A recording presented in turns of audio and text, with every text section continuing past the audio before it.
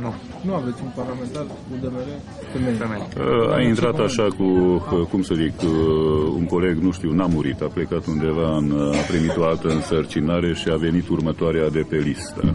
Stăm întotdeauna, am stat foarte prost. Acum la alegerile, la noi, de exemplu, am și la Senat o colegă care candidează și chiar are șanse, avocata din Turda.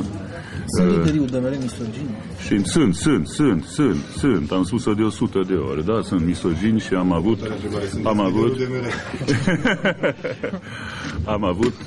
mai mare succes în Parlament. Că la legile electorale, care erau pe liste, tot încercam ca să bag regula, că nu pot partidele să nu pună, să n-aibă voie să pună pe listă 3 persoane concomitente de același sex, în care era nu chiar 33%, dar era asigurată totuși un procent mai important de femei. Da, și europeană.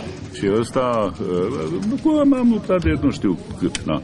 Și am avut înțelegere mai mare și voturi mai multe în Parlament, da, până acum 4 ani sau când s-a votat legea electorală, decât la Congresul UDMR, unde am solicitat să schimbăm statutul în acest sens. Acolo am primit mai puține voturi, am fost luat la mișto și tot tacâmul. Deci pot să spun că, da, UDMR-ul este un partid misogin.